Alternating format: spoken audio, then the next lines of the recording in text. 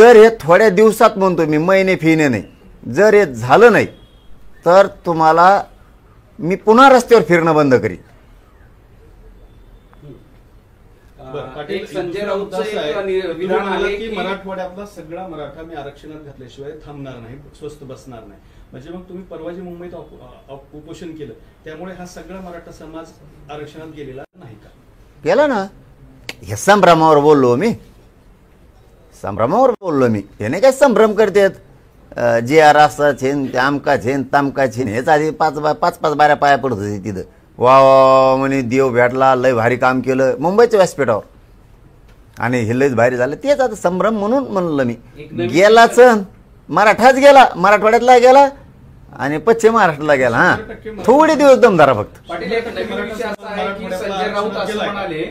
अहो आता गॅजेट लागू केलं, गॅजेट काय यायचंय मराठवाड्यात लागू कोणी केलं? सरकारने.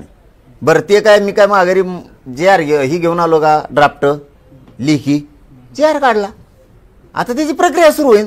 दाना दाना दाना अंमलबजावणी झाली की. ऐ उदाहरण सांगू तुम्हाला कळण्यापेक्षा माया मराठ्याला काय असतं, जमीन आहे पण नावावर नाही, गॅजेट हे पण नावावर नाही. एक आडी ओळ सुद्धा नव्हती रेकॉर्डला गॅजेटियरची, आडी ओळ सुद्धा. पश्चिम महाराष्ट्राला गॅजेट बद्दल सुद्धा बोलतो, सातारा संस्थांच्या सुद्धा काही माहीत नव्हतं कोणाला. गॅजेटियर आम्ही ते करून आणलं हैदराबादचं, आडी ओळ नव्हती. आज मराठवाड्यात असं झालं, आता रजिस्ट्री झाली, फेर होणारच. पहिली आडी ओळ पण नव्हती, गॅजेटियर लागू केलं, रजिस्ट्री झाली, म्हणजे JR निघाला, अंमलबजावणी राहिली. दाना होईल ना प्रोसिजर सुरू. पण देणार मी आहे ना, चुकलं तर लढण ना पुन्हा.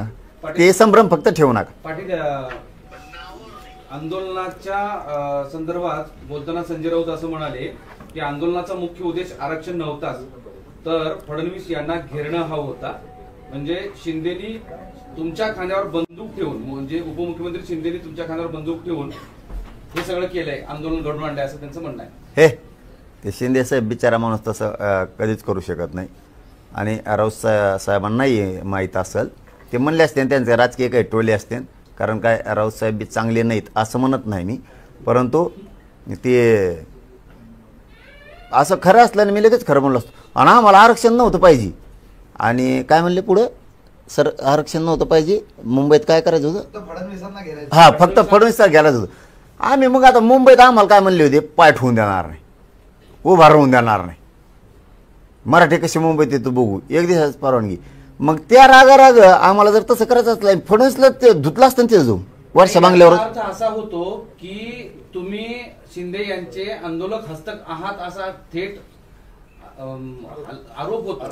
मी काय म्हणलो तुम्हाला, मी मराठ्याचाच फक्त थोडक्यात मी नोकरी, मराठ्याचंच पोरग आहे मी. ना त्या राष्ट्रवादी दोन्हीला, ना दोन्ही काँग्रेसला, ना दोन्ही शिवसेनेला, ना दोन्ही भाजपला मी कोणालाच काही मुजीत नाही कवाच.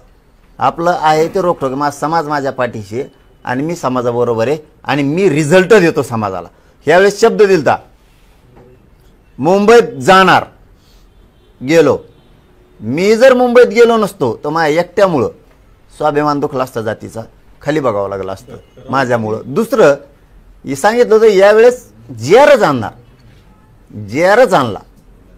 मी हळूहळू करतोय ते. शिंदेचं ऐकून किंवा एकनाथ शिंदे साहेबाचं ऐकून किंवा कोणाचं ऐकून करायचं असतं तर मग आम्हाला आरक्षण नव्हतं पाहिजे आणि फडणवीसला घेरायचं होतं तर गेल्याच वर्षावर सुरू केलं असतं जाऊन.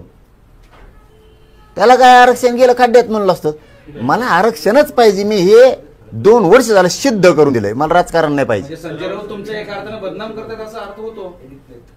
नाही आता ते कोणत्या उद्देशाने म्हणले, मला म्हणले की त्यांना काय टोल आणला, मी बाईटच नाही बघितली. परत व्हायचं तिसरं शिंदेना आणलाय पण शेवटी तुमच्या खांद्यावर ठेवून असं ते म्हणताय. माझ्या खांद्यावर बंदूक ठेवायची टप्पर नाही कोणाची, कोणाची मी लावत असतो गोडे. मग राऊतांनी अजून गंभीर आरोप केला, ते म्हणते जरांगे समाधानाने परतले, याचा अर्थ वाटाघाटी यशस्वी झाल्या असाव्यात. मग आता JR निघाला ना,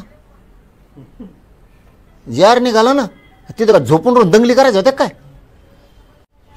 हे बोलणारे प्राणी मग तुम्हीच लावले काय? हे 2-4 म्हणजे 10 एकर जमीन एखादीची त्यांनी ती नांगरली.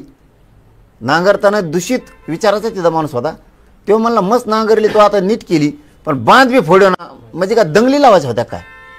जे आर माझ्या जातीला जे पाहिजे, मराठवाड्यातल्या गॅजेटियर लागू करणे त्याचा जे आर, सातारा संस्थांचा जे आर हे घेतलं ना, याच्यापेक्षा काय घेते.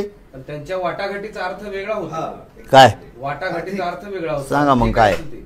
काय सांगा ना मग. म्हणजे जे काही त्यांचा अर्थ वेगळा आहे. म्हणजे मग वाटाघाटी- त्यांना विचारल्यावर सांगा तुम्ही, त्यांना तुमचे त्यांचं पत्रकार. वाक्य असं आहे, नाहीतर ते असं म्हणाले असते ना की त्यांना जे मागणी होती त्यांना न्याय मिळाला असे शब्द वापरले असते, किंवा जी आणि मग काल नाही म्हणले का? शब्द म्हणण्यामागचा काल उद्देश काल नाही म्हणले का मनोज जरांगे पाटील समाधानी आहेत, आम्ही समाधानी